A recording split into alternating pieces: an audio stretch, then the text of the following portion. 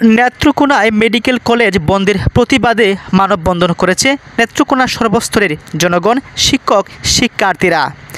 Netrokona medical college বন্ধের প্রতিবাদে এই মানববন্ধন সম্পন্ন হয়েছে গত 17 মার্চ। বিক্ষোভ মিছিলে তাদের মনোভাব পেশ করেছেন বক্তারা। গত সোমবার 17 মার্চ জেলা শহরের মুক্তারপাড়া এলাকায় প্রেস ক্লাবের সামনের সড়ক এই কর্মসূচি পালন করেছে বিক্ষুব্ধ শিক্ষার্থীরা, শিক্ষকরা এবং সাধারণ জনগণ। ঢাকা বিশ্ববিদ্যালয়ের আইন বিভাগের শিক্ষার্থী ও জাতীয় নাগরিক পার্টির সংগঠক উত্তরাঞ্চলের প্রতিম সুহাগের পরিচালনায় এই কর্মসূচি পালন করা হয়েছে। মানববন্ধনে বক্তব্য রাখেন জেলা প্রেস ক্লাবের সাধারণ সম্পাদক মোহাম্মদ মাহবুব কিবরিয়া চৌধুরী হালিম, সাহিত্য সমাজের সাধারণ সম্পাদক কবি তানভীর জাহান চৌধুরী, বাংলার নেত্র পত্রিকার সম্পাদক কবি কামাল হোসেন। মানববন্ধনে আরও বক্তব্য রাখেন জেলা বৈষম্য বিরোধী ছাত্র আন্দোলনের আহ্বায়ক শেখ হাসনাদ। তাছাড়াও যুগ্ম আহ্বায়ক নিমহাজ হাফিজা আক্তার, সংগঠক ফারজানা কানম, কলেজ শিক্ষার্থী ফাইজা ইসলাম, পৌর ছাত্রদলের আহ্বায়ক ফজলে রাব্বি সহ আরও অনেকেই।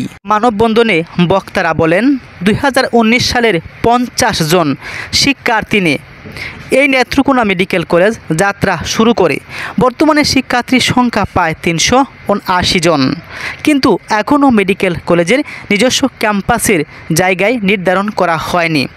এ পরিস্থিতিতে নেত্রকোনা আধুনিক সদর হাসপাতালের একটি অংশে কলেজটির শিক্ষা কার্যক্রম চলছে।